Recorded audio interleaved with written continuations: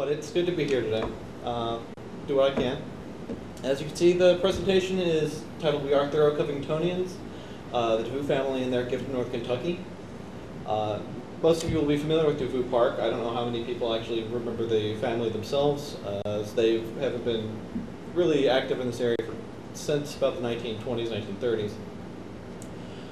Here, the first slide, we've got a quotation from Charles P. Devou, who's one of the two brothers that donated their family land to the city of Covington in order to become Devou Park. This is from the Kentucky Post, circa August 1910. If you want to read it, I'll go ahead and through real quick. "We are thorough Covingtonians," said Charles P. Devou in an interview shortly after he and his brother donated their family estate to the city of Covington. "We are interested in the welfare of our city, and the memory of our beloved father and mother impelled us to make this gift to the city. To see these hills, which our parents loved so many years, made into a beautiful park, useful and a place of beauty and recreation for the people of this community. To see happy faces, enjoying the beauties of nature and the superb view from these ridges, seemed to be the best way to commemorate the parental love that gave to us these lands.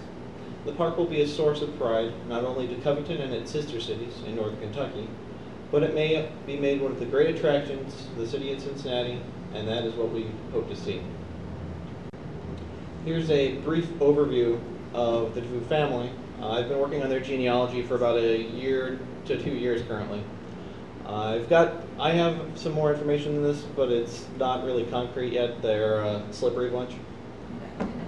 I know they're originally from the Jersey, Delaware area, probably on the other side of the border from the city of Philadelphia.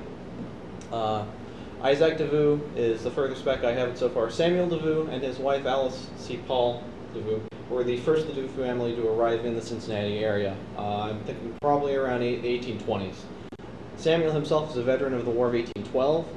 He served under the, I believe it was the 1st Pennsylvania Volunteer Regiment under Clement C. Biddle, who was himself a veteran of the Revolution. I believe Isaac was also a veteran of the Revolutionary War. Samuel and his wife arrived here sometime after his service, probably, as I said, in the 1820s, as by about 1830, 1840, he's listed as having an active business in the Cincinnati area. He owned a tannery in what is currently downtown Cincinnati. At the time, it was in the vicinity of 5th and Race Streets. I haven't quite pinned down what that would be today, as the roads have moved around a little bit. Samuel and Alice had a number of children. These are their surviving children that I've been aware of so far. Louisa Devou died a spinster. She was never married as far as I've been able to tell so far. Samuel Devou Jr., I believe his full name was Samuel Isaac Devou, after the grandfather. He seems to have been the youngest son. He was about 19 years old as of 1840, I believe it was, and he just kind of vanishes from the records. I think he might have possibly served in the Civil War and maybe been killed in action, but I haven't been able to find out for certain yet. Most of our concern is with William P. Devou, who is the patriarch of the Devou family that left us the land that is now Devou Park. He and his wife Sarah Ogden had about 4 or 5 children, Charles and William Jr., of which were the only survivors. And then the oldest son, James A. Devou, was a prominent political figure, much like his father in the area. They were both Democrats involved in politics and a number of other things.